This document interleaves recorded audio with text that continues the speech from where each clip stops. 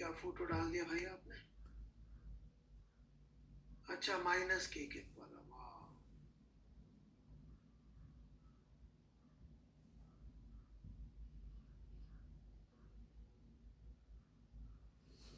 चलिए, पकड़ में आ गया आपके, दैट्स गुड।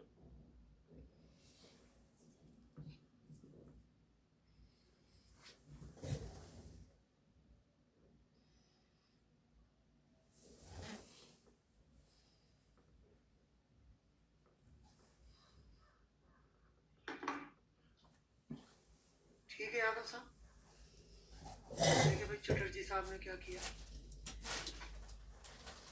चटर्जी का काम देख लिया। चटर्जी ने तो नॉर्मल को 0 कर दिया, बहुत ही शानदार। क्यों भाई?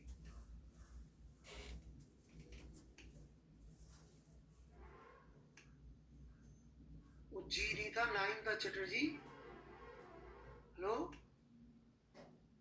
चटर्जी, मैंने 9 लिखा था यार, मेरी राइटिंग खराब है, तुम उसको जानबूझ के और खराब कर दो। ओ, फर्जीवाड़े करने के लिए। तुमको लगता है मैं इतनी गलती मान लूंगा? ये क्या चाहिए भाई को? इतनी गंदी थोड़ी राइटिंग थी यार मेरी, जितना चटर्जी ने मिस इंटरप्रेट किया।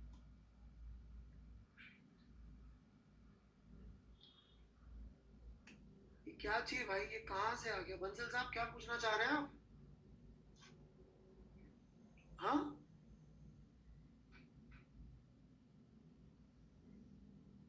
आज टेक्स्ट थोड़ा अलग आ रहा है। What text?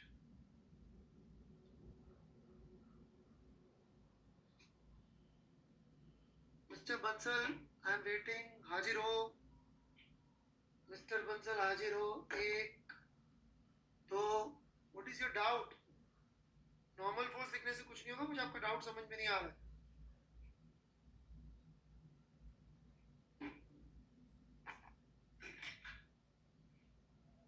मिस्टर काक, सवाल समझ में नहीं आया तो क्या करना है? ये पता नहीं mister Karan Bansal, I am not able to understand the question. Alright, okay. Shifat Ali ji ने, आई होप इस बार ऐसी कोई गड़बड़ नहीं करी होगी।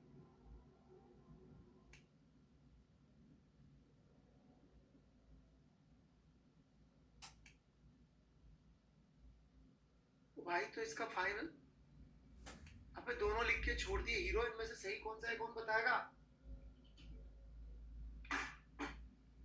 छोड़ दीजिए बेटा, नहीं आ रहा समझ में तो मिस्टर का। राइट, जे में भी ऐसे लिख के आ जाएगा, मुझे सवाल समझ में नहीं आया। बेटा ये बैच में हम लोग थोड़ा सा जे के हिसाब से चलते हैं। राइट, आपसे नहीं मैनेज हो रहा है तो मैं क्या कर सकता हूँ।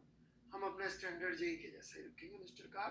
फाइट तो मारनी पड़ेगी आपको, आप कुछ भी गलत सलत अटेम्प्ट करिए, कुछ भी गलत सलत अटेम्प्ट करिए। बार बार लिखेंगे, समझ में नहीं आ रहा क्वेश्चन क्या कहना चाह रहा है। जैसे आप 25 बार बोल दीजिए, हर क्वेश्चन में कह सकते हैं। ये दुनिया लड़ने भिड़ने वालों के लिए। शिफात, आंसर क्या है इसमें से, जरा दोबारा बताएंगे क्या मुझे? मिस हो गया चैट में। शिफात, आपने सही आंसर तो टिक ही नहीं किया। कहाँ लिखा है नॉट पॉसिबल? मुझे क्यों नहीं दिख रहा?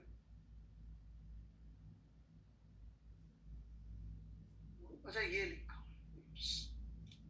ठीक है भाई, थोड़ा सा मार्क कर दिया करो यार। चलिए जी, एचसीवी का 21 क्वेश्चन, क्या चाहिए इसमें? बाकी किसी ने मेरा सवाल ही ट्राई नहीं किया, दो बच्चों ने डाला।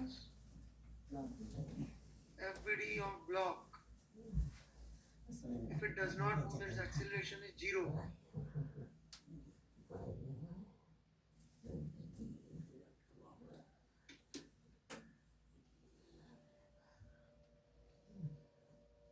इसका सॉल्यूशन पोस्ट कर दिया होगा ना, अभी तक पोस्ट नहीं हुआ तो कर देंगे भाई। ये होमवर्क का पार्ट था क्या?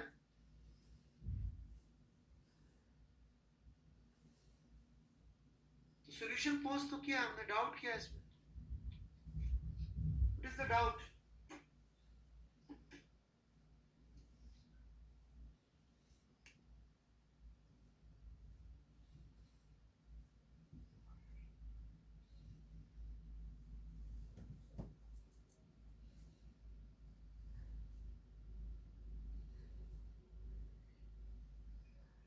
रक्षित जी ने सॉल्यूशन पोस्ट किया, एक बच्चे का और देख रहा हूँ बस में आप तिवारी जी के बाद।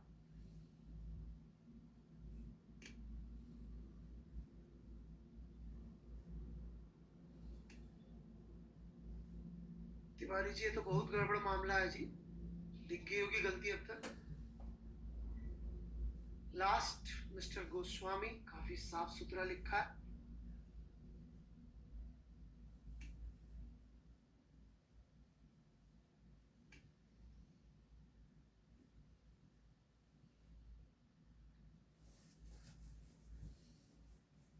भाई साहब गलती तो यही हो गई आपसे, चलिए जी यही गलत हो गया। कौन?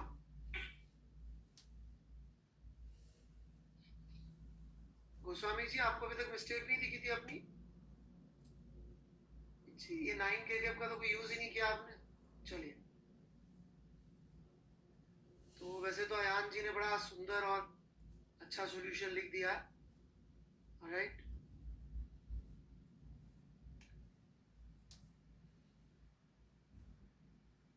बट एक बार मैं समझा देता हूं आप लोगों को, ठीक है? तो मैं शुरू कर रहा हूं पढ़ाना। सो हियर वी गो।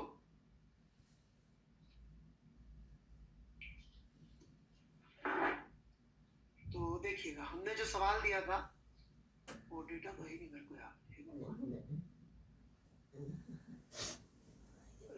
बार बार लिखना पड़ेगा।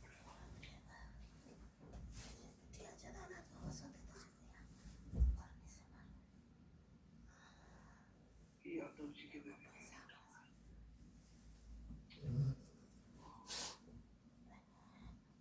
तो क्वेश्चन ही भूल जाता है।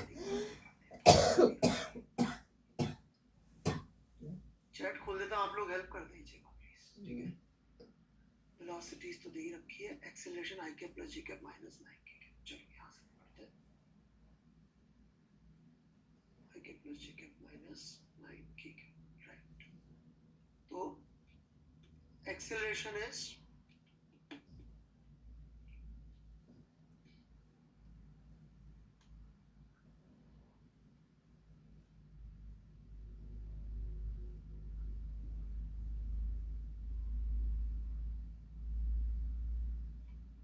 आई cap plus G cap minus 9 cap. ये एक्सेलरेशन है प्लेटफॉर्म का, सवाल में दिया हुआ।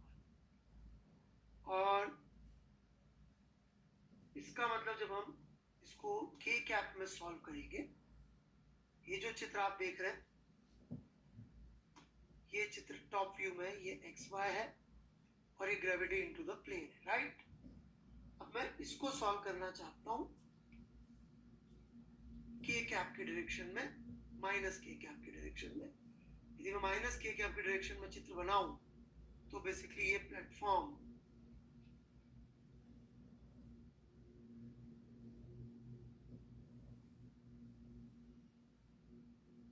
मीटर पर सेकेंड स्क्वायर से नीचे जाता हुआ दिखेगा। सॉल्व कर लेता हूं ब्लॉक के लिए, आप लोगों के सेटिस्फेक्शन के लिए। इक्वेशन बनेगी 100, ब्लॉक का मास 10 था, minus normal is equal to 90। तो नॉर्मल की वैल्यू कितनी आ गई? 10 न्यूटन्स आ गई। किसी को कोई डाउट है यहां तक तो पूछ सकते हैं।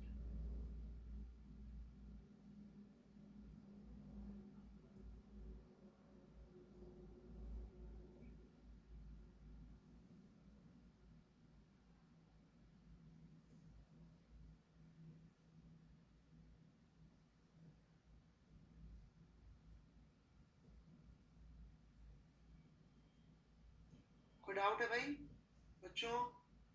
Any doubts?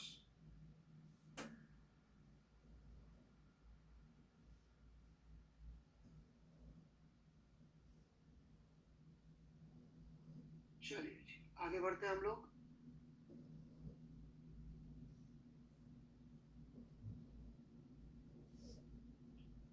अब लिमिटिंग वैल्यू आ गई और एक्सेलरेशन का ये पार्ट चूंकि वेलोसिटी सेम है, प्लेटफॉर्म की वेलोसिटी इस मोमेंट पे और ब्लॉक की वेलोसिटी इस मोमेंट पे सेम है, तो इस मोमेंट पे जो फ्रिक्शन चाहिए राइट, वो ऐसा चाहिए कि वो ये एक्सेलरेशन सप्लाई कर दे। तो फ्रिक्शन की रिक्वायरमेंट कितनी है? मैं एफ फैक्टर लिख रहा हूँ, फ्रिक्शन नहीं लिख रहा हूँ जो लग रहा है, मैं लिख रहा हूँ रिक्वायरमेंट। तो फ्रिक्शन की रिक्वायरमेंट हो जाएगी m इंटू आई कैप प्लस जे कैप, 10 आई कैप प्लस 10 जे कैप। ये रिक्वायरमेंट है। मैग्नीट्यूड लिखूं तो दैट वुड बी 10 रूट 2।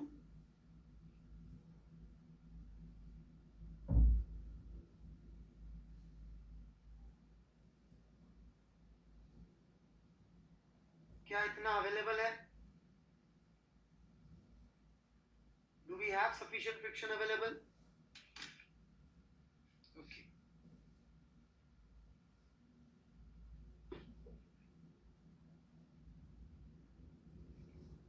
अब क्या करेगा friction? What will friction do? Will it act opposite to the acceleration of the platform? Magnitude तो मुझे पता है कितना लगने वाला है, 6। अब बारी आती है डायरेक्शन की। Would it be this or this?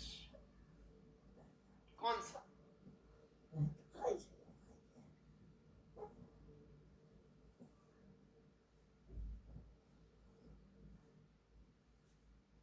पोल ले लेते हैं, चूज करें ए या बी में से एक। मैं 5 सेकंड वापस आता हूँ।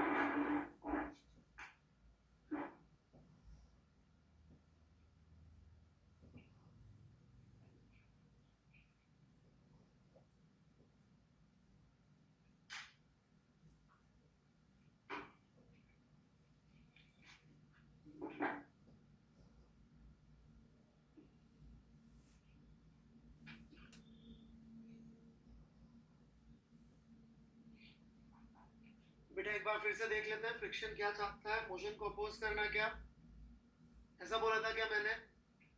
What is second law of friction? अलग अलग तरह समझाया था मैंने। What is second law of friction?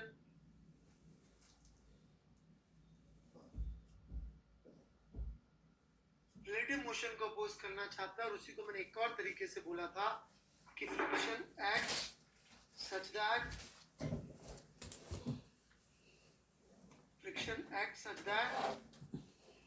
वो साथ में रख सके। इसलिए बच्चों ये होगा ताकि दोनों को साथ रख सके। साथ रख सके तो भले ही वो पूरा मैग्नीट्यूड ना दे पाए, अपोजिट लग के तो वो और ज्यादा डिफरेंट एक्सेलरेशन कर रहा है। उस डायरेक्शन में लग के कम से कम कुछ तो कोशिश कर रहा है ना।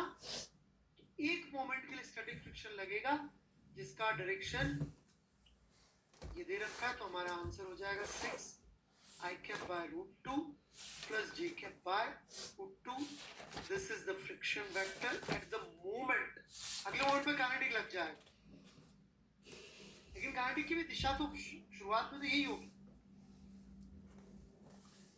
फ्रिक्शन रोकना थोड़ी चाहता है, फ्रिक्शन तो ये चाहता है कि दोनों का एक्सेलरेशन सेम हो जाए। सेम नहीं हो पाए तो थोड़ी कि और जॉब अपोजिट कर दो।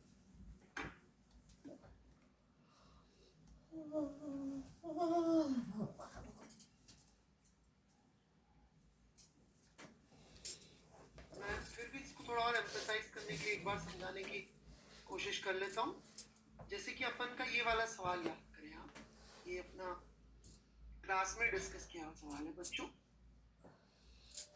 ये 10 kg था, ये 5 kg था। जानबूझ के ऊपर बना रहा हूँ ताकि फोर्स दिखा सकूं। और ये शायद 45 न्यूटन का फोर्स सवाल दिया था अपन ने वाला। इसमें स्लिपिंग हो रही थी कि नहीं हो रही थी? फाइनली स्लिपिंग हो रही थी ना इसमें, याद करो। स्लिपिंग हो रही थी ना बच्चों इसमें। तो बच्चों जब इसमें स्लिपिंग हो रही थी तो इसके ऊपर तो फोर्स लग रहा था 25 पीछे 5 पे, और 10 पे देखो किधर लग रहा था आगे। तो ऐसा बोला कि 10 पे उल्टा लगने लग गया, स्लिपिंग हो गई थी। 10 को साथ में ले जाने की कोशिश कर रहा है यार। तो ऐसे ये प्लेटफॉर्म बॉक्स को साथ में ले जाने की कोशिश करेगा ना।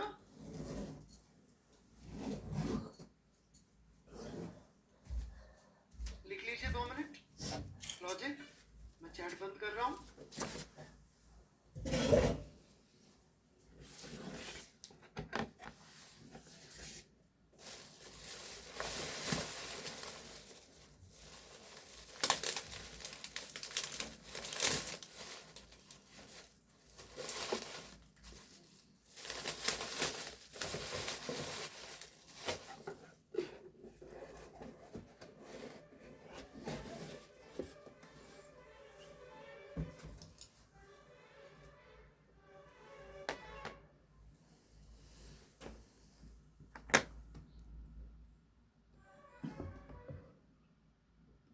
लिख लीजिएगा बच्चों, जितना भी समझ में आए। ये मत सोचिएगा समझ में नहीं आया तो पूछूं कैसे। Don't do that.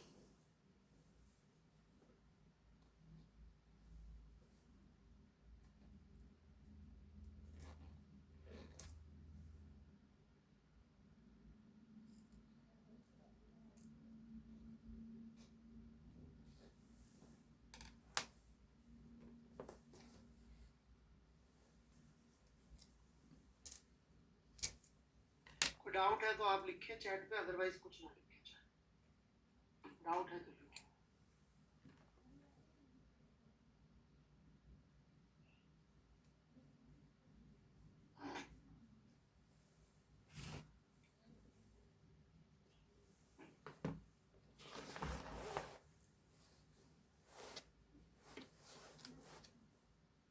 मैं 1 मिनट और वेट करूंगा, नहीं तो फिर बच्चों मैं जो सवाल दिए थे वो ले रहा हूँ। 21 से सर आप सेंट्रीपिटल कंडीशन सिखा रहे थे। हाँ, पहले होमवर्क भी करना था ना डिस्कस।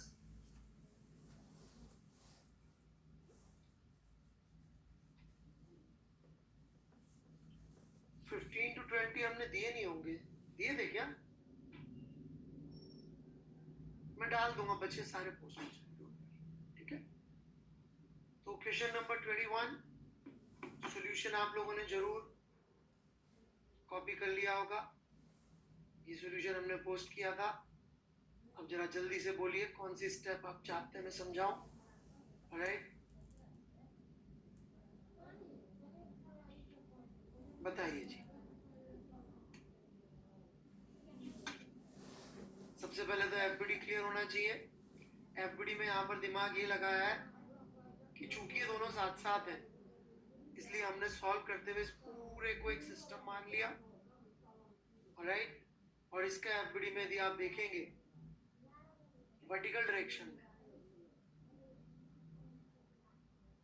तो एक टेंशन, एक नॉर्मल और एक m plus M G. Hence इसको सॉल्व करके आ गया n plus T minus m plus M G is equal to 0। इसको सॉल्व किया तो नॉर्मल का वैल्यू यहाँ पर आ गया। जयदुल भाई आप बेटा स्पैम कर रहे हैं, जब पढ़ाएं तब आप आ जाइएगा। अभी राम राम है ना। राम राम का मतलब दोनों होता है, वेलकम भी और बाय बाय। राजस्थान है ना।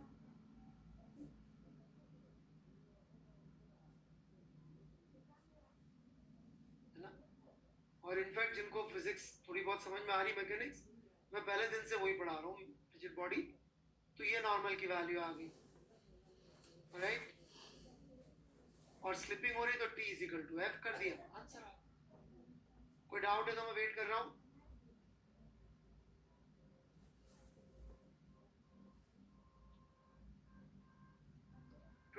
बहुत आसान। फोर्थ स्टेप कौन सी भाई? Fourth step still don't understand.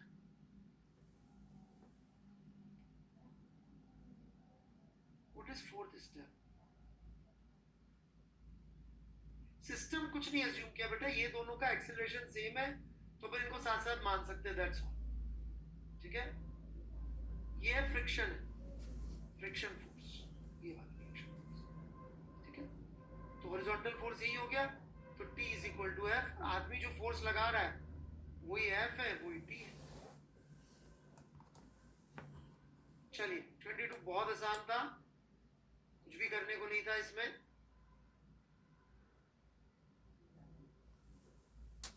तो मुझे नहीं लगता इसमें कुछ डिस्कस करने लायक है।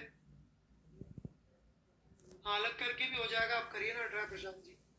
गलत ट्राई करेंगे तो कुछ हुआ नहीं आज तक किसी को। 23 was very interesting question. Alright. कोई है ऐसा बच्चा जिससे खुद से हो गया 2 अटेम्प्ट में, 3 अटेम्प्ट में, कितने भी अटेम्प्ट में पर खुद से हो गया सारे पार्ट? अरे वाह, बहुत बढ़िया, शानदार।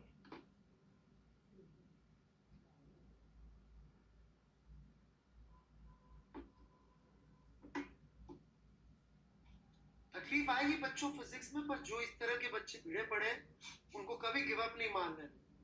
राइट, कभी गिव अप नहीं मारना है। अब लड़ना सीखिए बच्चों। मैं आपको पता नहीं बहुत सारी फिजिक्स तो नहीं पढ़ा पाऊंगा, बहुत कम ही फिजिक्स पढ़ाऊंगा, पर सबसे ज्यादा जरूरी मैं आपको फाइटर जरूर बना दूंगा कि आपसे होने लग जाए। क्योंकि बेटा ये सवाल खुद से होना का मतलब है, आप चाहें तो दूसरे बच्चे आपके कोई और दोस्त हो तो पूछिएगा। राइट, अब देखिए इसको करने का थोड़ा सा फास्ट तरीका जो अपन सोच के काम चला सकते हैं। देखिए खासकर ए और बी पार्ट के लिए जो 7 किलोग्राम का ब्लॉक है, राइट, इसके ऊपर तो सिर्फ फ्रिक्शन लग सकता है इन दोनों के बीच वाला। क्या बोलते हैं आप? जिसकी लिमिटिंग वैल्यू है 15 न्यूटन, जिसकी लिमिटिंग वैल्यू कितनी है? 15 न्यूटन। ठीक है, now pay attention. Part A में जब मैं यहाँ 4 न्यूटन लगा रहा हूँ, राइट, ना काफी दे दिए हैं। नहीं 4 न्यूटन नहीं लगा रहा हूँ, सॉरी कुछ और लगा रहा हूँ। कितना फोर्स लगा रहे हैं? 10। कुछ दे दिया। राइट, ध्यान से सुनिए। 3 किलोग्राम पे जो फ्रिक्शन फोर्स डेवलप हो सकता है मैक्सिमम 4 हो सकता है, तो 3 और 7 को अलग कर पाएगा क्या? वो नहीं कर पाएगा। इसका मतलब फॉर पार्ट ए 3 और 7 तो साथ ही चलेंगे। इसका मतलब फॉर पार्ट ए मैं इस सवाल को यूं भी समझ सकता था फॉर पार्ट ए कि ये 10 और ये 10 किलोग्राम जिनके बीच में एफ लिमिटिंग है 4, बहुत जल्दी सॉल्व हो जाए।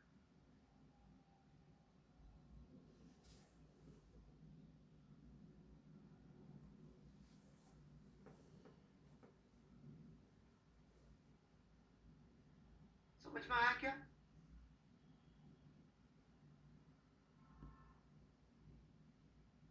कासर साहब ये 4 कैसे आया? आर यू श्योर आप 20 को 0.2 से मल्टीप्लाई नहीं कर पाएंगे? बेटा आपने कॉपी नहीं किया सॉल्यूशन, आप बेटा अपना और सबका टाइम वेस्ट करते हैं, आप पेन नहीं चलाते कासर जी।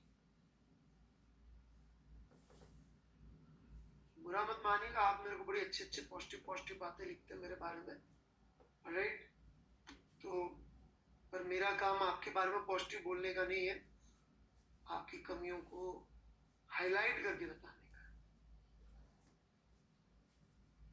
बुरा लगेगा बट क्या करेंगे।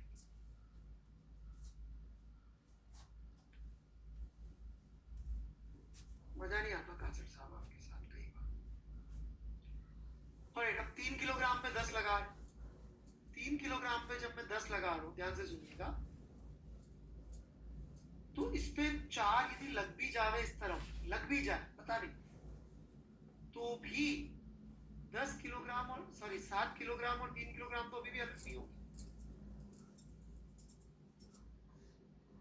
इसका मतलब इस पार्ट को भी हम ये मान के सॉल्व कर सकते थे कि 10 किलोग्राम के ब्लॉक पे हमने 10 न्यूटन लगा रहे हैं और ये 2 किलोग्राम का ब्लॉक ऊपर रखा है और 4 न्यूटन इनके बीच में मैक्सिमम।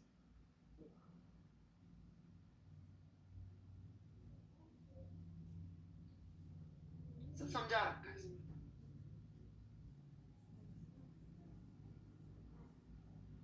ऐसे यदि हम हम 7 किलोग्राम पे आ जाए, इस पे 10 लगा रहे, राइट। मैं अगला पेज ले लेता हूं, ये यहां लिख देता हूं। 7 किलोग्राम पे हम लगा रहे 10,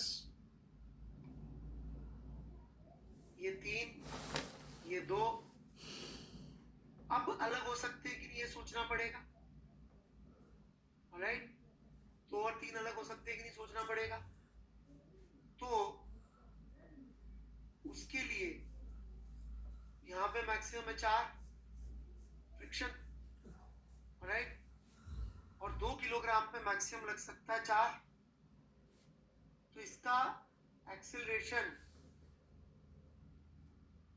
2 मीटर पर सेकेंड स्क्वायर या होने लगेगा, तब जाके अलग होंगे। लेकिन आप देखेंगे तो इसमें एक्सेलरेशन ही 10/12 आ रहा है, यदि तीनों को साथ मान ले तो मतलब 5/6 एक्सेलरेशन क्या इसको फ्रिक्शन प्रोवाइड कर सकेगा? यस। फिर 3 के लिए चेक कर लो कि 3 को 5/6 प्रोवाइड हो सकता है क्या?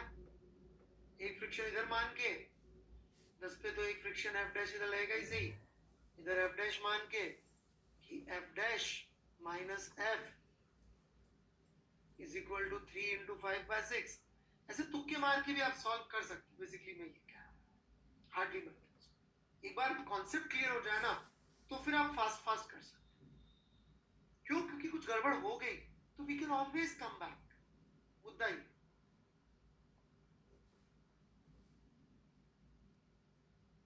गड़बड़ हो गई तो चेक करने की क्षमता है ना अपने पास।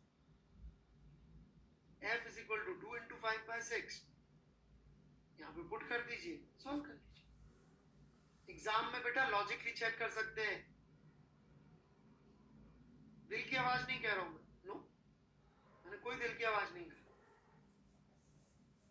मैंने सिर्फ ये सोचा कि क्या ये इसका एक्सेलरेशन कितना हो सकता है मैक्सिमम फ्रिक्शन की वजह से 2, जबकि साथ चलने के लिए कितना चाहिए 5/6। तो इसका मतलब फ्रिक्शन जो है वो हमें साथ में रखने में मदद कर सकता है। फिर 3 के लिए भी तो चेक कर रहा हूं कि कहीं 3 में स्लिपिंग ना हो जाए, सबके लिए चेक कर रहा हूं। 10 minus 7 is equal to, sorry 7 नहीं, f dash is equal to 7 into 5/6। देख रहा हूं ये f डैश है कि नहीं पॉसिबल, ऐसे क्या, ठीक है। ओके 27 बड़ा सिंपल सा सवाल है।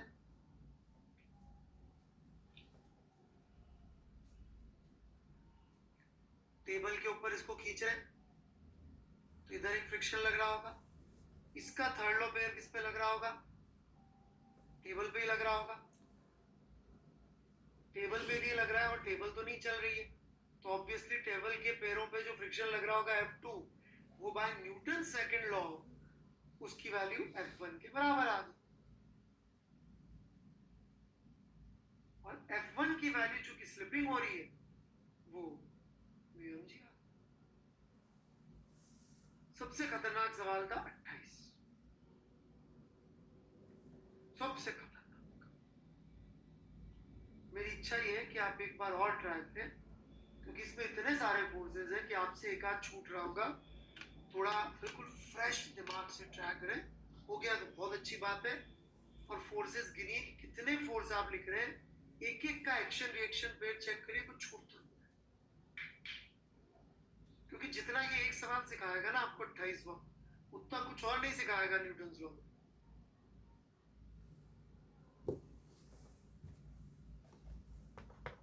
बहुत सिखा के जाएगा। अब 30-35 अलग सवाल ट्राई कर लीजिए और ये एक कर लीजिए, और खुद के हाथ से बस। बिल्कुल इच्छा है कि मतलब आप में से जो है 80-90% बच्चे ये खुद से कर सके, ठीक है। So I think we are done with the homework discussion part. अब बची हुई अच्छी भी दे दूं। श्रीवास्तव जी संडे भी है और शीट से भी सवाल देना पड़ेगा। बोल श्रीवास्तव हाजिर हो।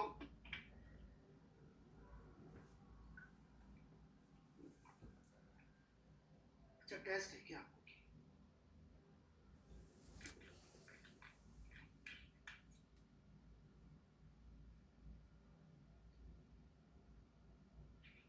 अच्छा 2 पेपर,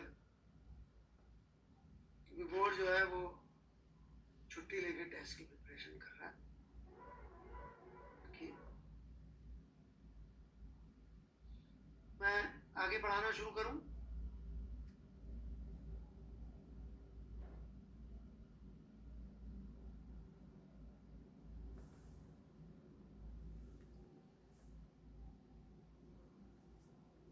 चलिए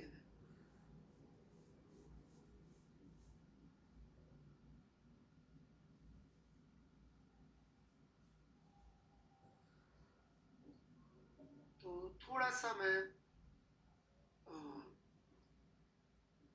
डाइग्रेस करूंगा जो पिछली क्लास में पढ़ाया था उससे, और फिर वापस जो पिछली क्लास में पढ़ाया था उससे कनेक्ट करके आगे बढ़ेंगे। ठीक है बच्चों? किसी को पिछली क्लास से कुछ पूछना हो तो you are most welcome.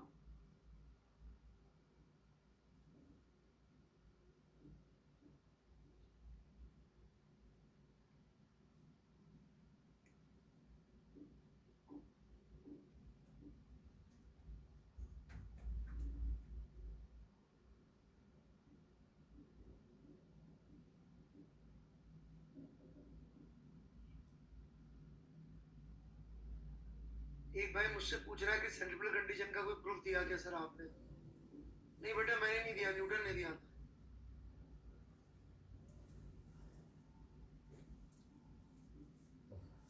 Okay, मैं कौन हूँ?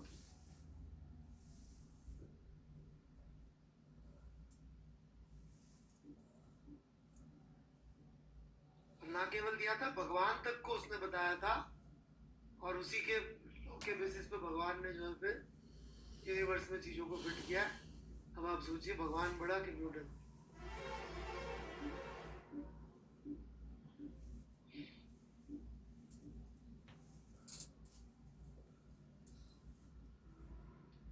ठीक है जी, हाँ मैं परपेंडिकुलर वाली वो सब चीजें ले रहा हूँ। तो थोड़ा सा हम लोग पीछे जाएंगे और हम लोग kinematics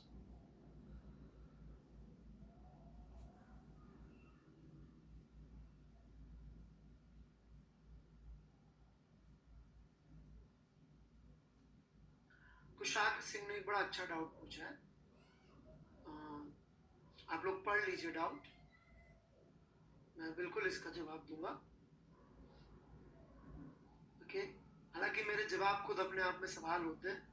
I am so sorry about that.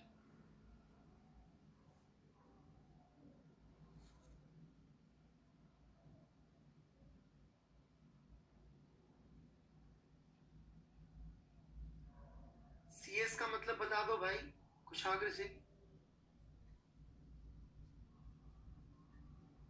Common sense.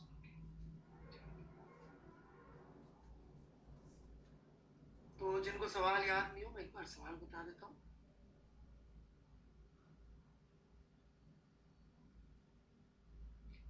ये इस वाले प्रश्न की बात कर रहे हैं, ठीक है? देखिए कुशाग्र जी, तो जो आपने पूछा है इस वाले प्रश्न के लिए, ए पार्ट बी पार्ट दोनों के लिए बड़ा अच्छा डाउट है।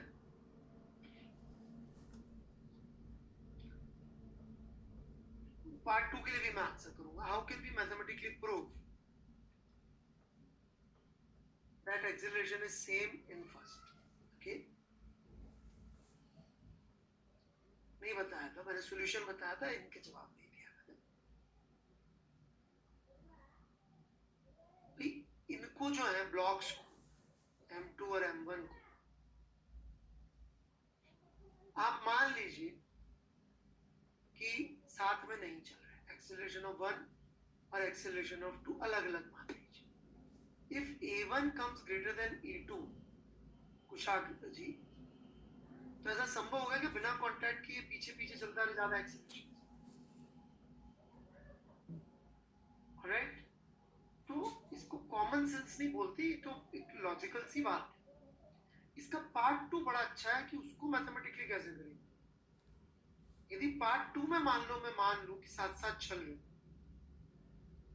राइट, तो पता है क्या होता है, नॉर्मल की वैल्यू नेगेटिव आ जाती है पार्ट 2 करके देखिएगा, साथ साथ मान के, मतलब कि M1 को ये ब्लॉक खींचेगा, करके देखिएगा। तो ये तो संभव है नहीं, तो उसे पुश कर सकता है।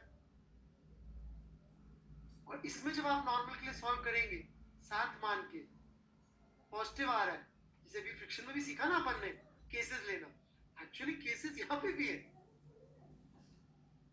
वो फ्रिक्शन में थोड़ा ज्यादा क्लियर दिखते हैं केसेस तो इसमें भी है। कैसे कि अपन ने मान लिया साथ साथ चल रहे, और नॉर्मल के लिए सॉल्व किया, पॉजिटिव आ गया तो चल रहे, नेगेटिव आ गया तो नहीं चल, ऐसे भी सीख सकते हैं अपन।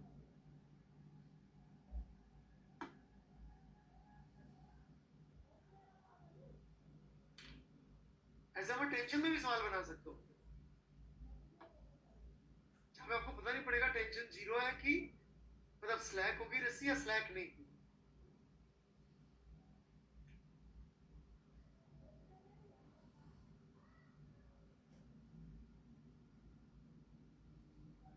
ठीक है, हमें भी केस लेना पड़ेगा कि टेंशन नेगेटिव आ गया, इसका मतलब गड़बड़ है। आपने बता दी क्वेश्चन के बुक का फॉर्मेट, सोनी इसका क्या मतलब है, आपने बता दी क्वेश्चन का फॉर्मेट है, तुम्हें लगता है तुम पहचान लोगे आज से 3 महीने बाद भी?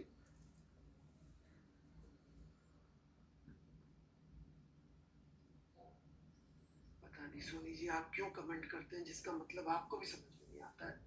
चलिए आपकी मर्जी भाई साहब। ऑलराइट, आज हम थोड़ा सा सर्कुलर मोशन से जाएंगे थोड़ा दूर और फिर वापस आएंगे, ठीक है बच्चों? So here we begin.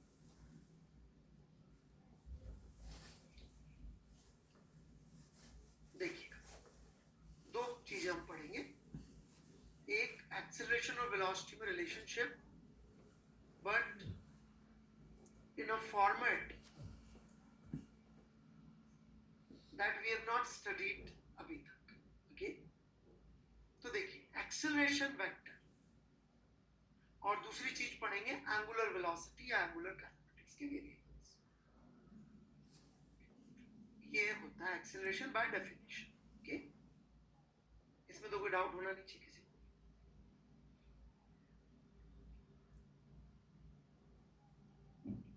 Velocity में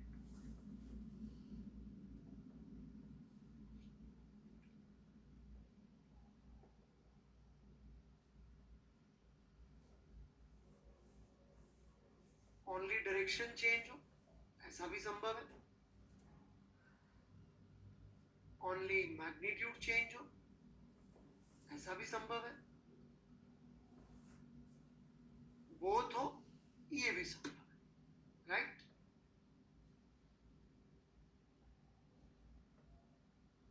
तीनों चीजें संभव है, और तीनों ही केसेस में acceleration would be non zero, right? मैं चैट खुला रखता हूं, फालतू बातें मत करिएगा, है ना? आप अच्छा चल रहा है आपका, तो क्यों अपन चैटिंग मत लिख के अपना खराब करें। इतना अच्छी तरह से आप लोग पढ़ रहे हैं, बड़ी खुशी हो रही मुझे पढ़ाते हुए। तो भाई इधर देखिए,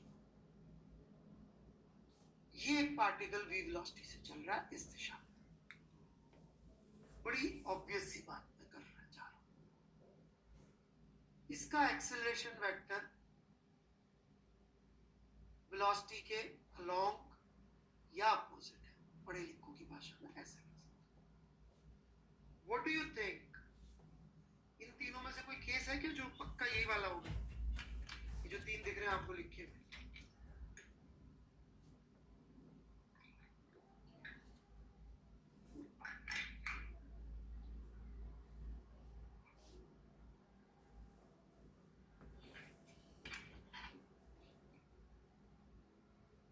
दैट इज सो ऑब्वियस कि यहां पर ओनली मैग्नीट्यूड चेंज होगा। क्यों? क्योंकि मान लीजिए हम थोड़ी देर बाद की वेलोसिटी को v डैश बोलेंगे, v डैश क्या होगा, v vector plus change in velocity, जो भी एक्सेलरेशन ने किया। यदि ये a डेल्टा t और v पैरेलल या एंटी पैरेलल है, तो नया वेलोसिटी वेक्टर भी इसी डायरेक्शन में बढ़ेगा, क्योंकि a डेल्टा t जो इसमें जुड़ रहा है, राइट, या तो वो इसका मैग्नीट्यूड बढ़ा देगा, घटा देगा, परंतु डायरेक्शन चेंज नहीं करेगा। So would it be okay if I say that if a vector का direction is plus minus v cap, only magnitude changes। लिख लीजिएगा।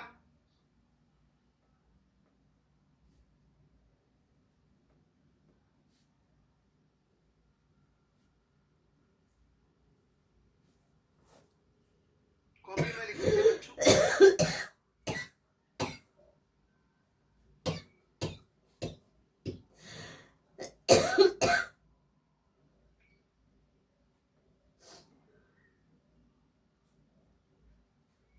चलिए, now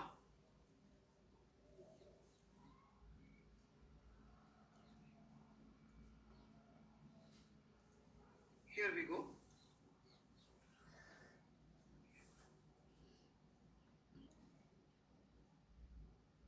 एक पार्टिकल जब सर्कल पे चलता है, ओके, एक पार्टिकल जब सर्कल पे चलता है, तो पोजीशन वेक्टर का मैग्नीट्यूड, ये ओरिजिन है, यही सेंटर है, ठीक है। ओरिजिन के अबाउट एक पार्टिकल सर्कल में घूम रहा है।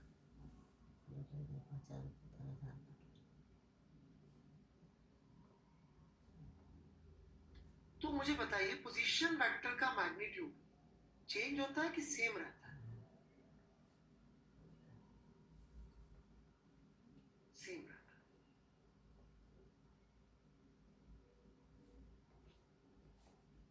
Let's try to understand this।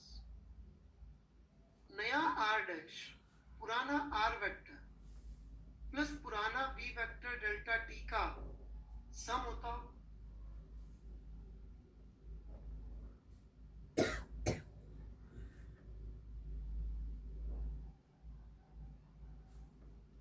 कोई पूछ रहा है कैसे?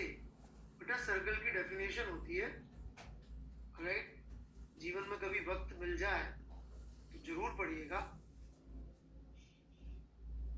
है ना। एक फिक्स पॉइंट से कांस्टेंट डिस्टेंस पर वाले पाथ को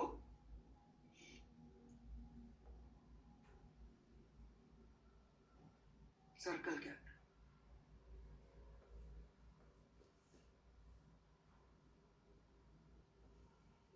ठीक है भाई। इसका मतलब इस पर्टिकुलर केस में ध्यान से सुनिए प्लीज, जहां पर velocity vector is always perpendicular to position vector, right. Velocity vector position vector के हमेशा परपेंडिकुलर होता है। इस केस में जब हम ये चेंज जोड़ते हैं, ये वाला वेलोसिटी वेक्टर पोजीशन वेक्टर के हमेशा परपेंडिकुलर होता है। इस केस में जब हम ये चेंज जोड़ते हैं, ये वाला चेंज जब जोड़ते हैं, तो जो नया वेक्टर मिलता है वो वेक्टर सेम मैग्नीट्यूड का अलग डायरेक्शन का आता है।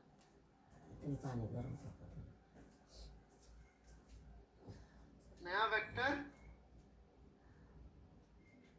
सेम मैग्नीट्यूड परंतु थोड़ा सा डिफरेंट डायरेक्शन का आता है। अमेजिंगली बच्चों, दिस इज ट्रू, क्योंकि वो जो इसमें मैथमेटिक्स लगेगी इसको प्रूफ करने के लिए कि मैंने ये v डेल्टा t लिया, फिर उसके अंदर मैंने ये जोड़ा पुराने r वेक्टर में, फिर नया r वेक्टर निकाला, फिर मैंने इसको लिमिट डेल्टा t अप्रोच करा दी 0। इसमें मैथमेटिक्स लगेगी बच्चों, वो मैथमेटिक्स को इससे कोई फर्क नहीं पड़ेगा कि ये r पोजीशन वेक्टर था कि वेलोसिटी वेक्टर था कि क्या था। Try to understand. कहने का मतलब let me define a z vector which is dy vector by dt. थोड़ा हेवी बोल रहा हूँ, पता नहीं समझ में आएगा कि नहीं। If z vector is perpendicular to y vector,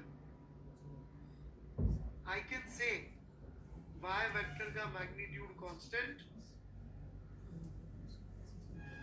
and direction changes.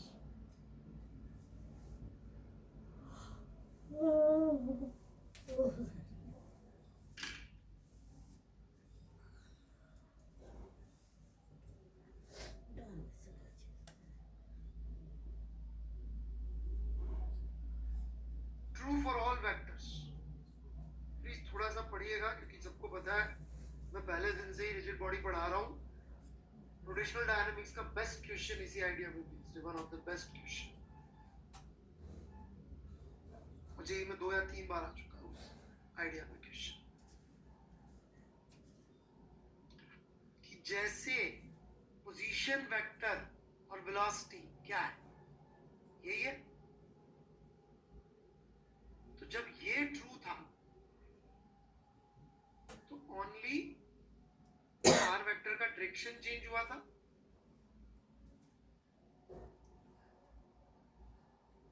तो ऐसा दुनिया में किसी भी वेक्टर के लिए ट्रू है यदि उसका इंस्टेंटेनियस रेट ऑफ चेंज उस वेक्टर के परपेंडिकुलर है तो वेक्टर का मैग्नीट्यूड कांस्टेंट रहेगा और डायरेक्शन चेंज हो जाएगा।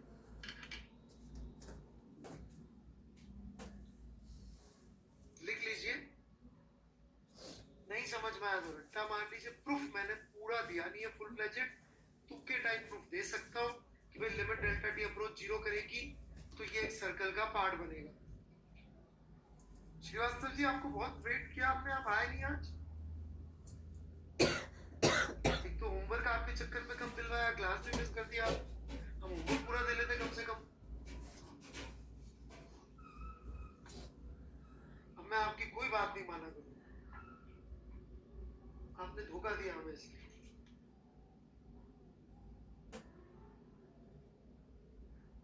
मैं डाउट्स के लिए वेट कर रहा हूं भाई, कोई है तो।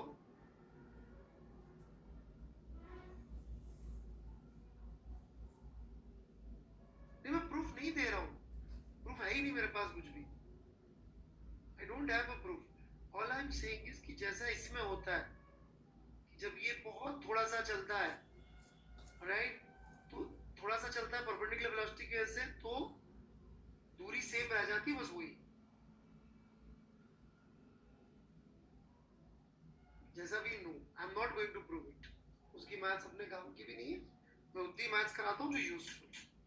बट ये स्टेटमेंट बहुत जरूरी है कि if instantaneous rate of change of a vector is perpendicular to the vector, then only magnitude changes, then only direction changes, magnitude remains constant. If instantaneous rate of change of vector is perpendicular to the vector, if instantaneous rate of change of vector is perpendicular to the vector, the magnitude remains constant and only direction changes. जिसको मैंने mathematically ऐसे लिख दिया। In fact maths वाला तरीका लिखने का ज्यादा अच्छा है, ये वाला तरीका ज्यादा अच्छा है। ये तरीका ऐसे लिखिए। कोई बच्चे डिमांड कर रहे थे सर हाईलाइट यूज करो, भाई मैं हाईलाइटर भी यूज कर दे रहा हूँ। जनता की अजीब अजीब से डिमांड आती है, सर हाईलाइटर यूज करने से क्या फर्क पड़ रहा है। ये जो यहाँ लिखा हुआ है यहाँ से यहाँ तक, उसको मैंने अंग्रेजी में बोल दिया। पर मेरा कहना है बेटर तरीका ये मैथमेटिकल है। फिर भी कोई डाउट हो तो प्लीज पूछिए, मैं पूरा प्रयास करूंगा समझाने का। आप जितना प्रयास करेंगे पूछने का उससे कम नहीं होगा।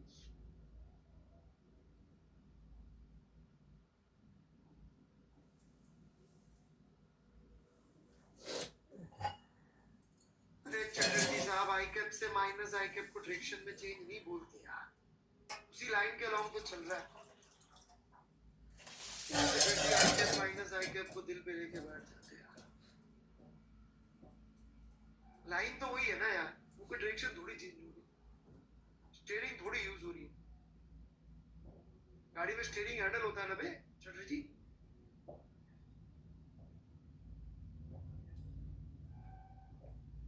जी, उसका थोड़ी यूज हो रहा है।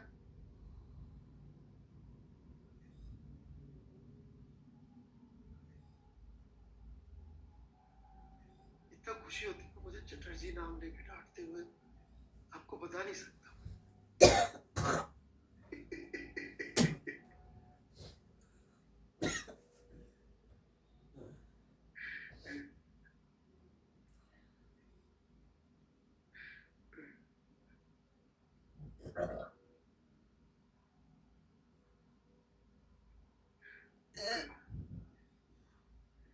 Chatterjee, I hope you don't mind.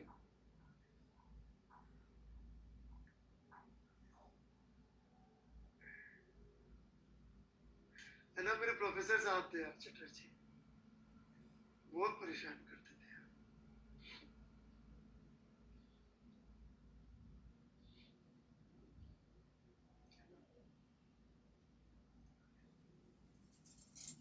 बढ़ू मैं आगे।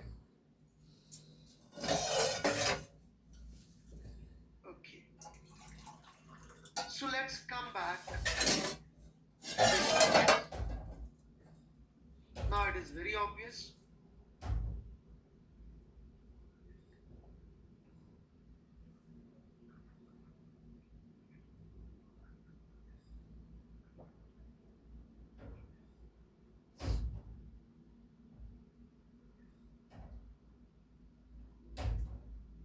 तो क्या रहा होगा, acceleration must be perpendicular to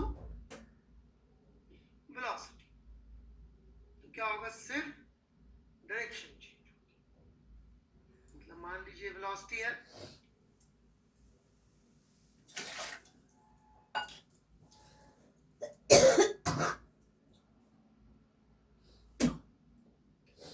ये एक्सेलरेशन है,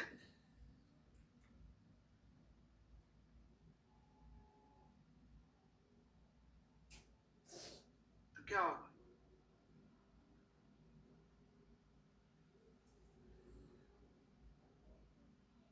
ओके।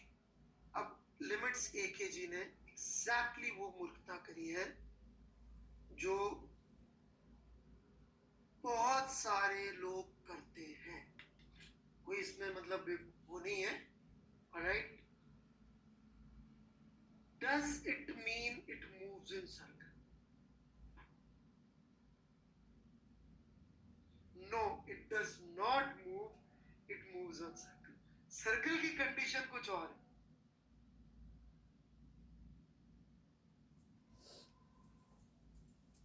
सर्कल की कंडीशन कुछ और।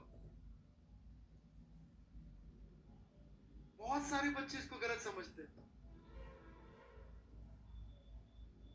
कोई बच्चे सर्कुलर मोशन पढ़ चुके हो कहीं और पहले, राइट, तो उनसे आप पूछिएगा, वो बोलेंगे हाँ जी यदि एक्सेलरेशन वेलोसिटी परपेंडिकुलर है तो सर्कल में घूमता है। ना ना ना ना ना, सर्कल की कंडीशन कुछ और है, इसलिए मैंने पहले सर्कल की कंडीशन पढ़ा।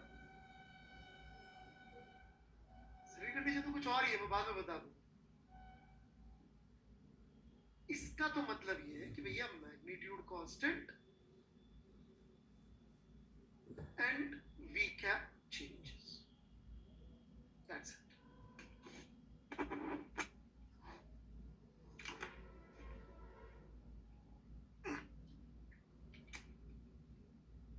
That's all it means. Limits a के आर, ये कैसा नाम है भाई, क्या बोलूं मैं आपको। लिमिट्स ए के बोलूं, मतलब कुछ माँ बाप का बताया नाम रख लेते, ए के बोल लेते।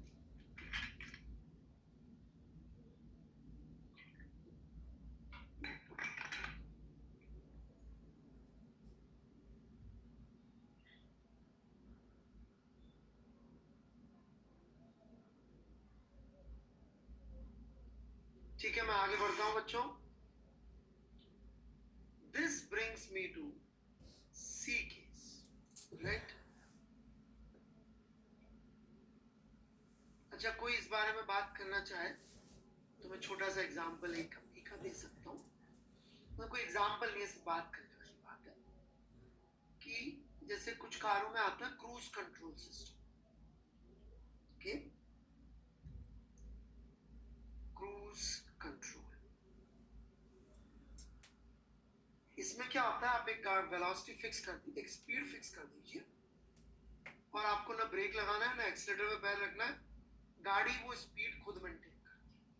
क्रूज कंट्रोल का मतलब होता है, नहीं ये लिखने की जरूरत नहीं, कांस्टेंट।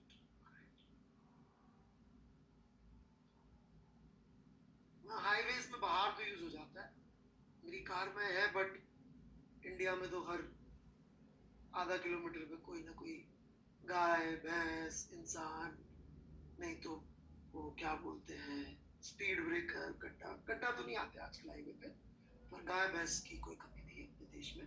है तो जब मैं अपनी कार से जा रहा हूँ क्रूज कंट्रोल सेट करके और लेट से गाय भैंस वगैरह नहीं आई, ऑलराइट, स्पीड ब्रेकर भी नहीं आया और वो किसी भी कर्व पे चल रही हो, किसी भी कर्व पे, यदि मैंने क्रूज कंट्रोल सेट किया हुआ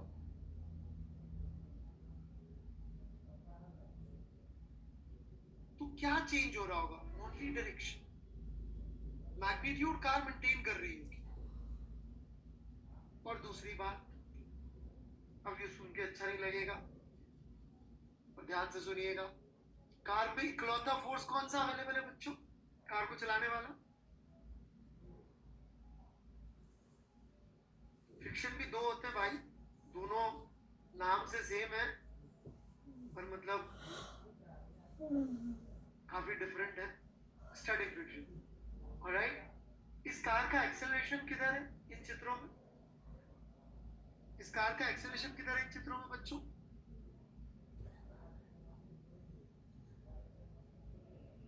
सेंटर कोई नहीं है यहाँ पे, it is not a circle, it's a curve, it's not a circle. Car का एक्सेलरेशन आगे है if speed is constant. Wow, take your time, take your time, you are answering wrong, pay attention please. Zero इसका acceleration, wow.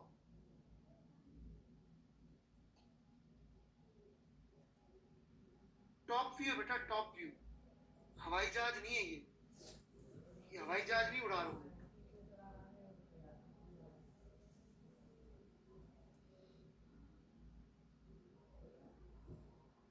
फिर से कोशिश करिए, speed constant zero होगा कोतियाल जी, मस्त रहिए साहब।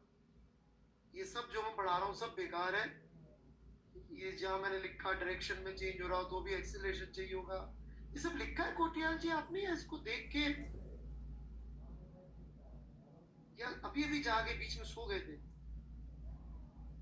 कुछ तो यार ठीक ठीक लगा लो कोतियाल, कहाँ दिमाग, सॉरी लिख देंगे गंदा सा। हाँ बच्चों, किधर होगा इसका एक्सेलरेशन? अब आप कुछ भी लिखिए कोतियाल जी, मतलब देखो भाई आपकी चीजें फिर बोलते रहिए, इधर ही होना पड़ेगा एक्सेलरेशन, परपेंडिकुलर में, परपेंडिकुलर ही होना पड़ेगा।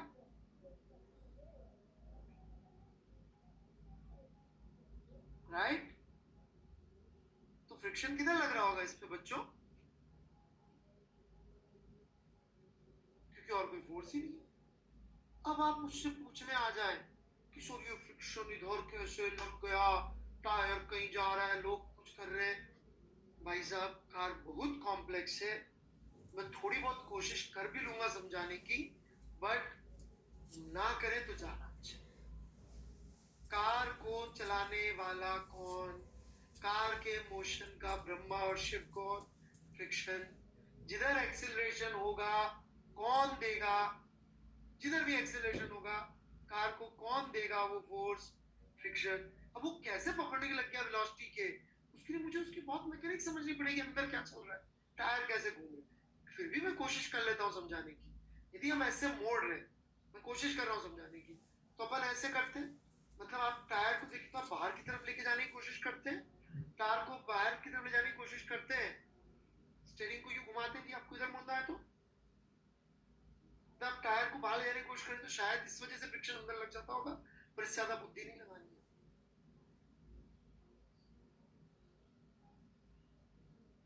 अपन के लिए ज्यादा अच्छा लॉजिक पहले वाला है कि कार पे फ्रिक्शन किधर लगेगा कार पे फ्रिक्शन नहीं ये तो ठीक है, यहाँ तो परपेंडिकुलर हो गया। हमेशा के लिए पूछ रहा हूं, हमेशा के लिए जिधर भी उसको एक्सेलरेशन चाहिए, क्यों? क्योंकि इकलौता है भाई, जिसका कोई नहीं होता उसका फ्रिक्शन होता है, और कार का कोई नहीं होता फ्रिक्शन के सिवा। जिसका कोई नहीं होता उसका फ्रिक्शन होता है।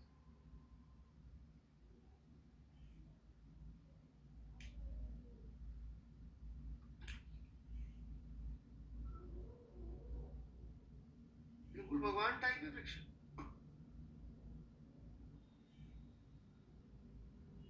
यही बनाता है, यही मिटाता है, जिसका कोई नहीं होता यही होता है।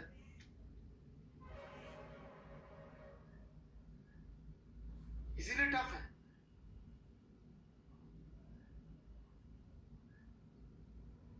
ये लिख लेना, मैं बहुत सारा सर्कुलर मोशन बिना पढ़ाए पढ़ा चुका हूं।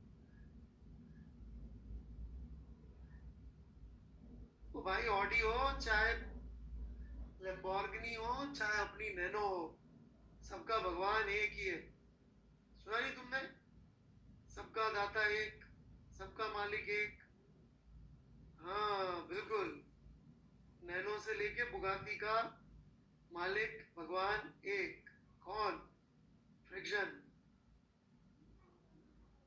बुगाती वेरोन का भी मालिक वही है, टेस्ला का भी मालिक वही है, रोल्स रॉयस का मालिक वही है, सबका मालिक एक। मैं बोल रहा हूँ बिल्कुल फ्रिक्शन की फीट, फ्रिक्शन पढ़ ले चाहे भगवान के बारे में पढ़ ले, एक जैसी बातें मालूम पड़ेगी। राइट? आपकी साइकिल का भी मालिक फ्रिक्शन है। ठीक है, चलिए जी मैं आगे बढ़ू। हाँ, इससे ज्यादा करण बंसल जी नहीं पकड़ पाएंगे, बट सबको फ्रिक्शन की डायरेक्शन क्लियर है बच्चों? एक बच्चे ने कहा था, एक ने, कि सर फ्रिक्शन जो पता नहीं क्या कहा था, मैं तो भूल भी गया, कि सर्कुलर मोशन होगा। नहीं, सर्कुलर मोशन कंडीशन बिल्कुल अलग है इससे, उसका इससे कोई लेना देना नहीं है।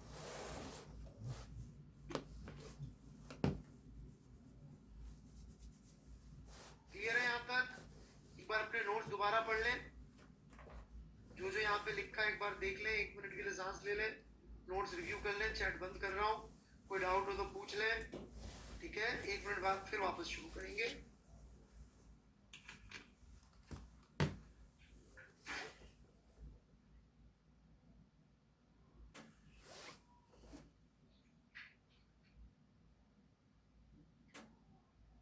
नोट्स पढ़ लें थम्स अप मारने की बजाय।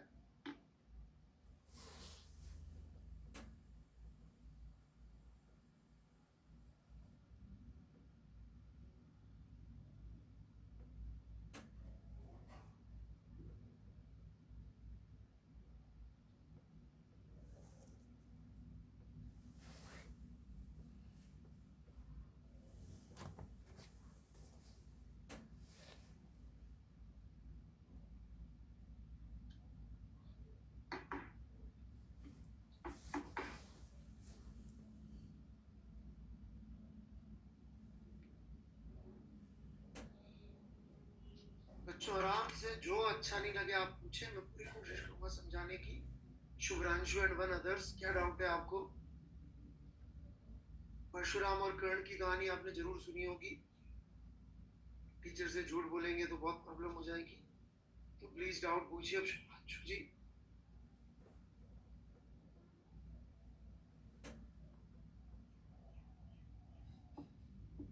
कोई डाउट है बच्चों?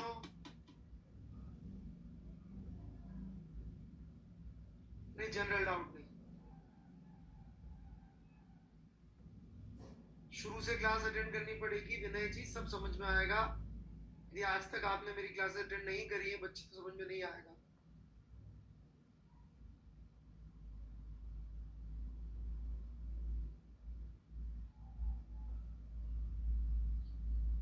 चलिए मैं आगे पढ़ा रहा हूं।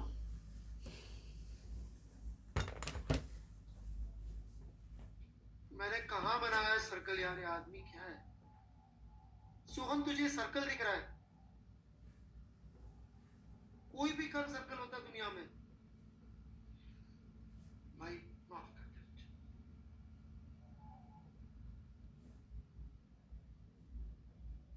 चलिए third case.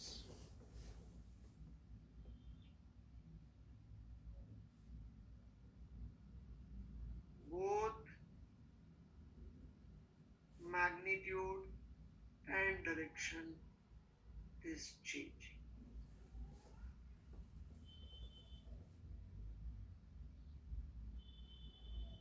It should be very obvious, फिर भी लिख देता हूं मैं।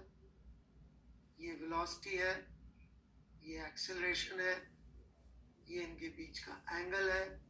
So this theta can not be, पढ़े लिखों की भाषा में लिख दूं तो n पाई बाय 2 नहीं हो सकता ये, where n, नया नया शौक है मेरे को,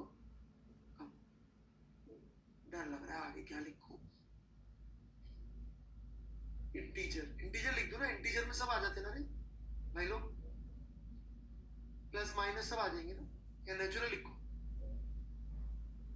अब छठी क्लास भूल गया हूं मैं, पहले सोचा था बड़ा बड़ा मैथ्स लिखूंगा, फिर एक कॉन्फिडेंस डाउन हो गया। ऑलराइट, तो कहने का मतलब 0 नहीं होने का, पाई बाय 2 नहीं होने का, पाई नहीं होने का, राइट?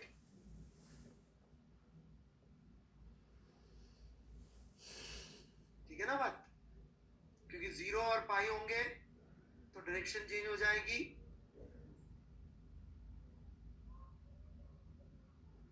अबे ठीक है छोड़ो ना, मेरे को कौन सा सीखना है सीरियसली, ऐसे ही मजाक कर रहा था। कई लोगों को लग रहा अच्छा सर को सीखने का मौका मिल रहा है तो सर को सिखा के रहेंगे जेड क्या है। चलो मेरे को नहीं जाना, मेरा काम चल रहा है बस।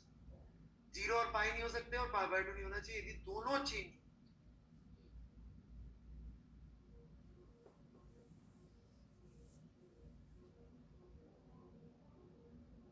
थीटा ये नहीं होना चाहिए, right? Theta should not be equal to, not equal to कैसे लगाया मैंने? अच्छा यहाँ पे भी राइट, यहाँ। अरे वो आपने वो जेड लिख के कंफ्यूज कर दिया मुझे। ठीक है ना बात? इसका मतलब यदि ऐसा कुछ हुआ तो इसका मतलब क्या हो रहा होगा बच्चों? मैग्नीट्यूड भी चेंज हो रहा होगा और डायरेक्शन भी चेंज होगी, राइट? इनफैक्ट थोड़ा सा और आगे चलते, बढ़े आगे बढ़े। पढ़े लिखे लोगों का कहना है कि भाई ये पैरेलल वाला कंपोनेंट जिसको हम ए टेंजेंशियल भी कह देते हैं, also known as a tangential या शॉर्ट में AT, is responsible for change in, parallel वाला कंपोनेंट किस चीज के लिए रेस्पॉन्सिबल है? मैग्नीट्यूड के लिए कि डायरेक्शन के लिए? पैरेलल वाला। एक बेवकूफ ने डायरेक्शन लिख दिया, सारे बेवकूफ समझ रहे कि अच्छा ये मेरा भाई है, मेरे को भी डायरेक्शन लिख। अबे पीछे के नोट्स ही चेक कर लो,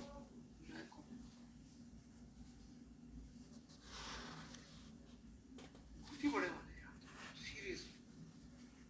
अपने नोट से कॉपी करके लिखना था, वो पहले किसी ने गलत कर दिया, लाइन में पीछे के पीछे गलत गलत गलत गलत गलत,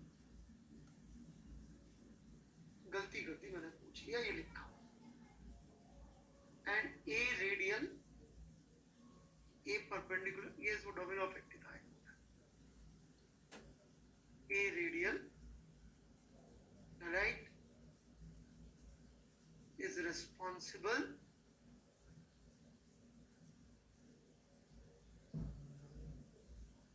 for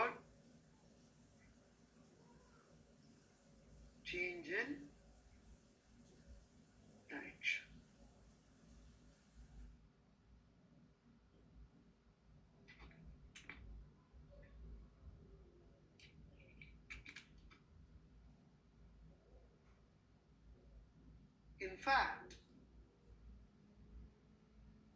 थोड़ा सा मैं आप आगे बढ़ने दें मुझे, राइट, इसको हम लोग सिंपली ए आर लिख देते हैं। ठीक है बच्चों, लिख लिया?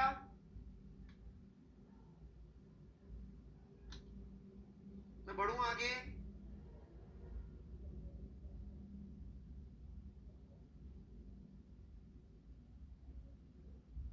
ओके,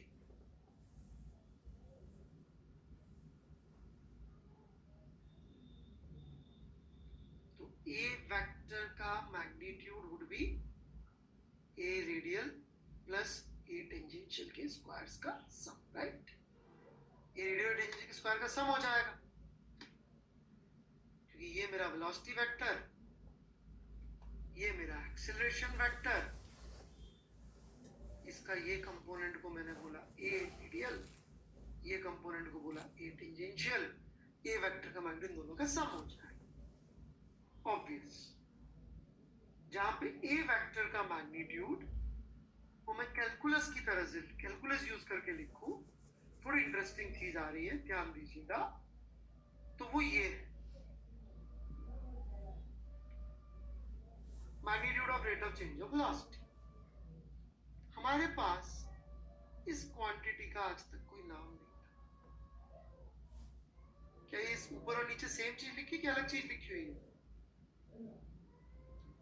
आज हमारे पास इसका नाम है rate of change of magnitude of velocity is tangential.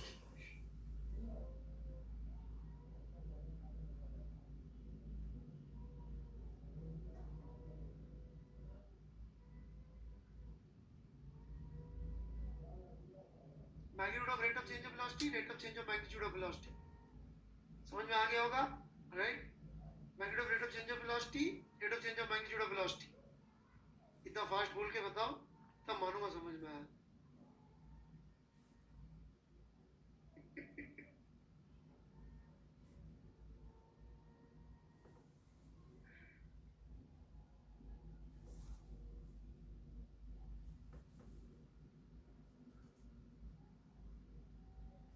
Right, this is magnitude of rate of change of velocity. जैसे ही हम बोलते हैं rate of change of velocity, that's a vector, ये उसका मैग्नीट्यूड है। Magnitude of rate of change of velocity, वही this is, यहां पे किसका मैग्नीट्यूड है? Rate of change of velocity का मैग्नीट्यूड है, मतलब चेंज ऑफ वेलोसिटी एक्सेलरेशन का magnitude. This is rate of change of magnitude of velocity। तो यहां पे जब चेंज लेंगे तो किसका लेंगे? मैग्नीट्यूड का लेंगे, डायरेक्शन का नहीं ले रहे।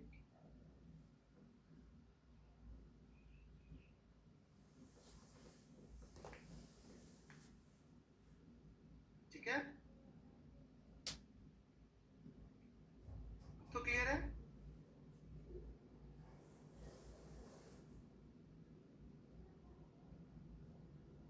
क्योंकि हम जिसके साथ डील कर रहे हैं वो क्या है?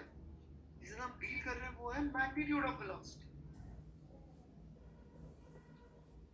कोई जवाब देना चाहेगा? एक ट्रिक क्वेश्चन है, जवाब दे सके तो ठीक। इससे इंस्पायर होके मैंने लिखने की कोशिश करी तो कुछ गड़बड़ी हो गया। Can you tell me why this equation does not work? Theme is okay. किसने बोला है वेक्टर नहीं है? There is a direction, tangential is always along velocity।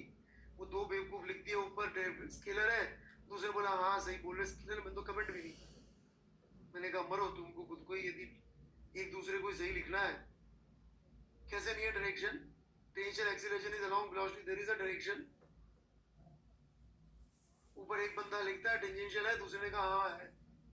मैंने कहा मरो, अच्छा तुम दोनों एक दूसरे को पढ़ाओ, मैं क्यों बीच में घुसूं?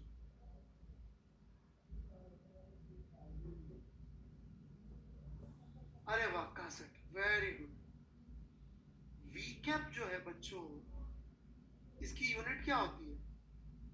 What is the unit of vehicle? No units, तो डायमेंशनली गलत हो जाता है और कोई पंगा नहीं है। स्प्रिट तो सही पकड़ रहा है ये कि कितनी रेट से वेलोसिटी वेक्टर का डायरेक्शन चेंज हो रहा है, वो रेडियल वेक्टर होता है।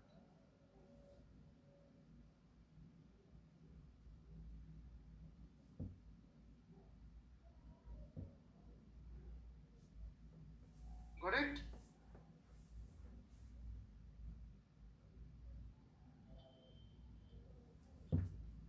अच्छा, दिस हियर थोड़ा सा और इसको देख लेते हैं। Magnitude of instantaneous velocity speed, right?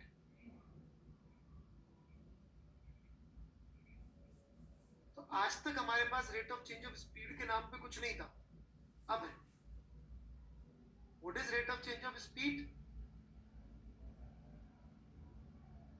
Tangential acceleration.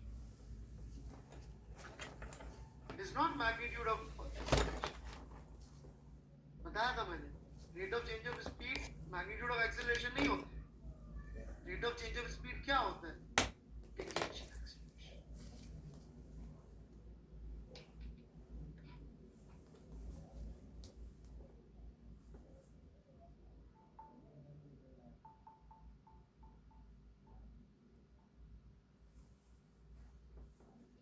एक छोटा सा एग्जांपल ले लूं इस पे बच्चों, बहुत सिंपल सा है, वेरी वेरी इजी।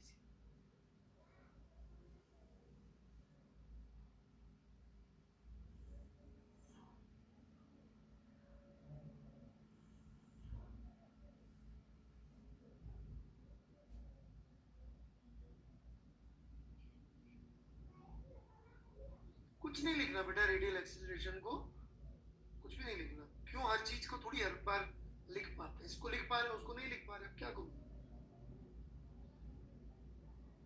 ठीक है, वो दोनों भाई लोग जो एक दूसरे को पढ़ा रहे थे, ये वेक्टर नहीं टाइप मैग्नीट्यूड है, मेरी इनपुट चाहिए कि खुश हो एक दूसरे से ही।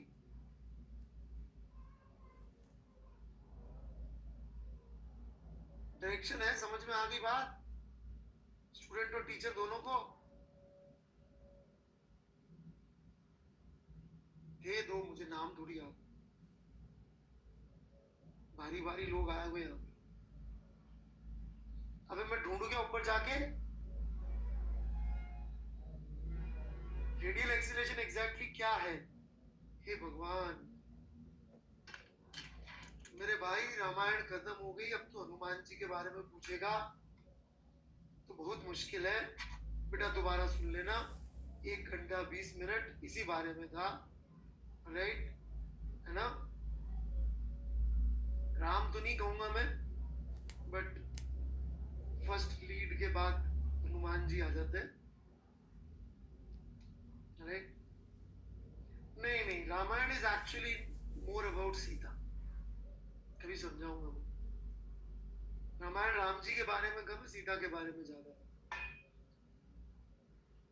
हाँ जी, सीता माता जी, माँ सीता के बारे में ज्यादा रामायण, क्योंकि यदि आप माँ सीता को निकाल दो रामायण से तो रामायण पूरी उल्टी हो जाती है। रावण के घर जाके राम जी ने मार दिया, क्यों भाई, क्यों चले गए दूसरे के घर पे जाके, क्यों मार दिया? तो explanation is, the whole logic of Ramayana is माँ सीता,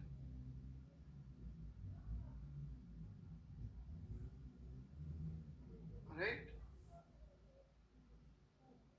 जो लॉजिकल पार्ट है रामायण का वो माँ सीता। चलिए, एक सिंपल सा सवाल आप सभी लोग इजीली कर पाएंगे।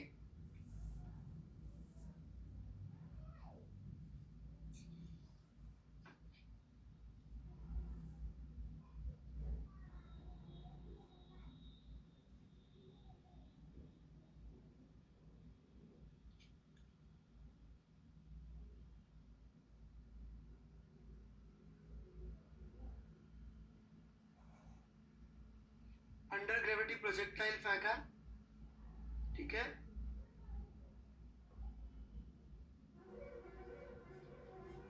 Rate of change of speed चाहिए इसकी।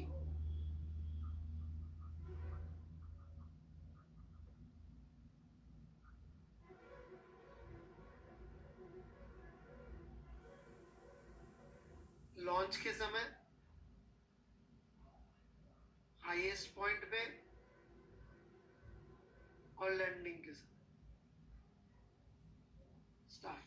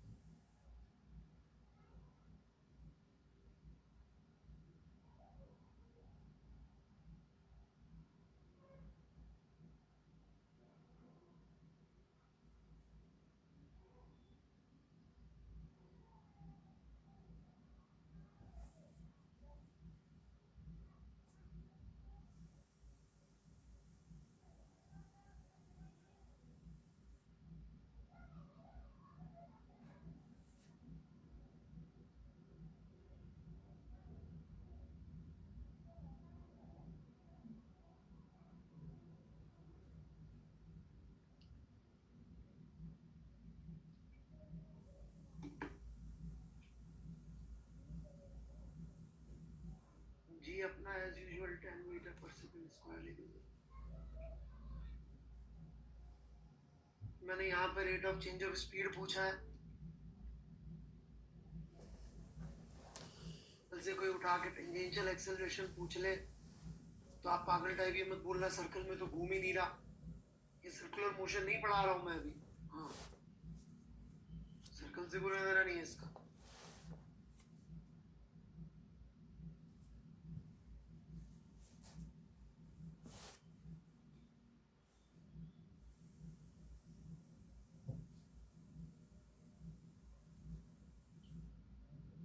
Okay, answers anyone?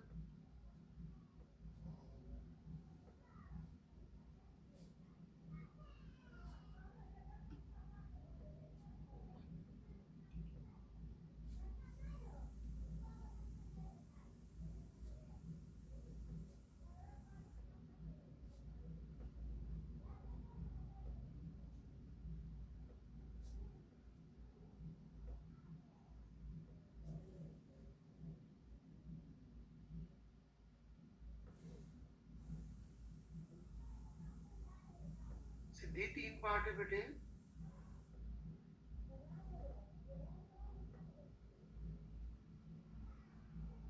चलिए, बड़ी खुशी की बात है, आप सब लोगों को बहुत बढ़िया समझ में आ गया। So happy. इसका फोर्स तो एक ही लग रहा है, mg फोर्स लग रहा होगा। उसकी वजह से इसका एक्सेलरेशन सीधे लिख देता हूं g। अब इस g के हमें कंपोनेंट इस दुनिया में लेने पड़ते हैं वेलोसिटी के हिसाब से।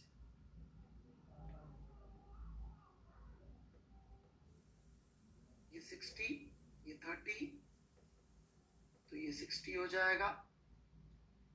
इधर जगह कम है तो उधर लिख लेते हैं, लिख लेते हैं इधर। हमारे को किस में इंटरेस्ट है? इस वाले में। ये कंपोनेंट कितना होगा? g cos 30 degree. लेकिन ये स्पीड बढ़ा रहा है कि घटा रहा है? घटा रहा है। तो a पार्ट के लिए tangential acceleration would be -10 into √3/2 which is -5/3। Highest point पे बात करें तो ग्रेविटी की डायरेक्शन तो यही होगी, वेलोसिटी ऐसा होगा, ऐसा होगा हाईएस्ट पॉइंट पे। तो कितना आएगा टेंजेंशियल कंपोनेंट? कुछ नहीं आएगा, 0 आ जाएगा। सी पार्ट की बात कर लेते हैं। जब ये लैंड कर रहा है, लैंडिंग के समय एग्जैक्टली उसी एंगल पे सब कुछ वैसा का वैसा ही होता है। ये 60 डिग्री पे ऐसे लैंड कर रहा होगा, ग्रेविटी ऐसे लग रही होगी। इस ग्रेविटी का कंपोनेंट अलोंग आ जाएगा। कितना आ जाएगा? ए टेंजेंशियल, फिर से वही 5√3, ये एंगल होगा 30 डिग्री।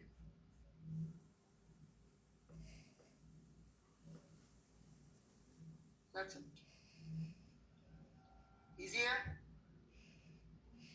इतना ही होता, ठीक है।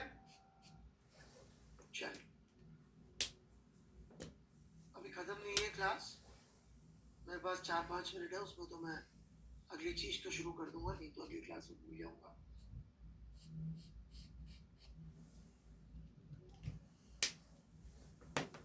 एंगुलर वेरिएबल्स, दो पार्ट है एंगुलर वेरिएबल्स के बच्चों। एक पार्ट जो है वो हम लोग स्टार्टिंग वाला अभी पढ़ रहे हैं, और जिसका थोड़ा अच्छा वाला पार्ट है वो मैं देखता हूँ या तो चैप्टर के एंड में, डिपेंडिंग ऑन आप लोग कितना समझदारी से बात करते हैं, नहीं तो फिर रिजिड बॉडी के शुरुआत में पढ़ाएंगे, ठीक है। इसकी जरूरत फिर तभी पड़ेगी रिजिड बॉडी की शुरुआत में, अभी इसकी बहुत ज्यादा जरूरत पड़ेगी, ठीक है। सो हियर वी गो।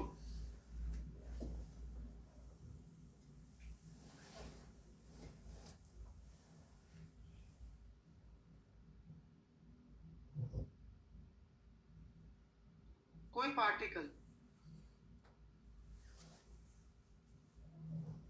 यदि यहां से यहां डेल्टा थीटा चल के गया है, राइट, ये डेल्टा थीटा चल के गया है डेल्टा टी टाइम में, तो अपन इसकी एंगुलर वेलोसिटी,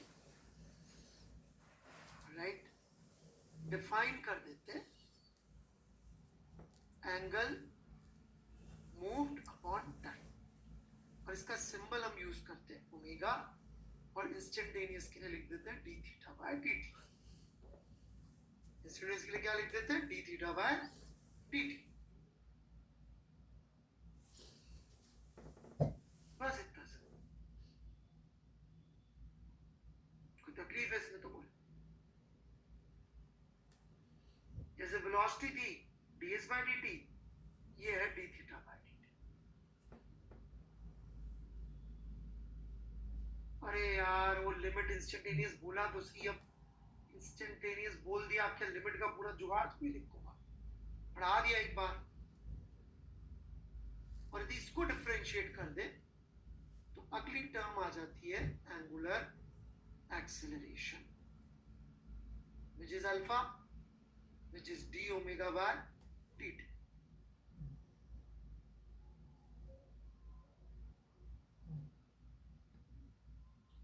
दो मिनट इसको सर्कल के लिए लिखे तो इंटरेस्टिंग चीजें निकल आती है।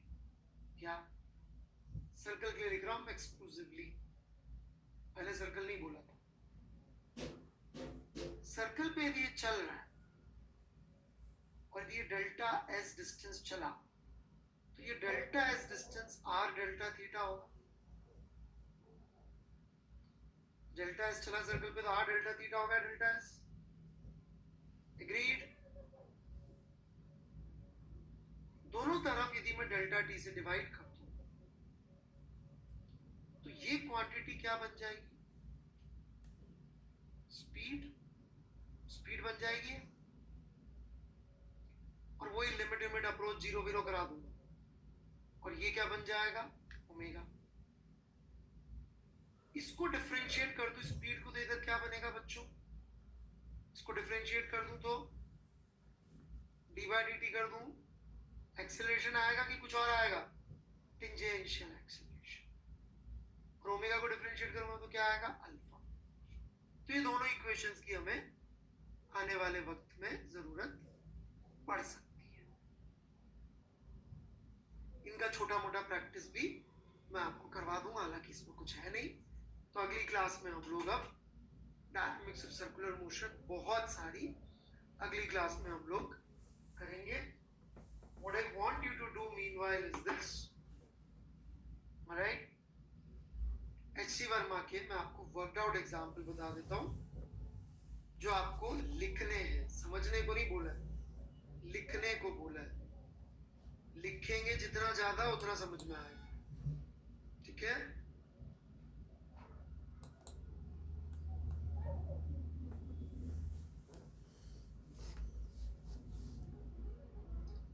Worked out example 1, 3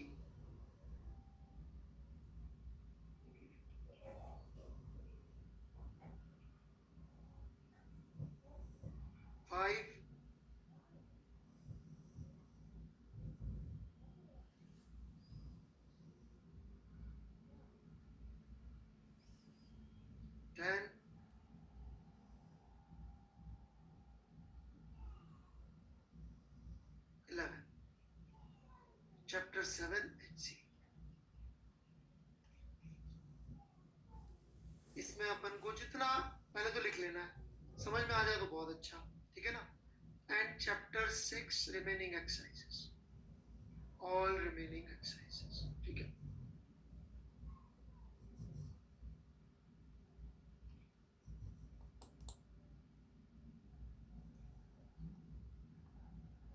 नहीं ऑब्जेक्टिव नहीं बस इतना सा, ठीक है। शीट से मैं अभी होमवर्क नहीं दे रहा हूँ, और शीट से फिर मंडे को दे दूंगा होमवर्क, टेस्ट है इसलिए, ठीक है। चलिए, थैंक यू, बाय बाय।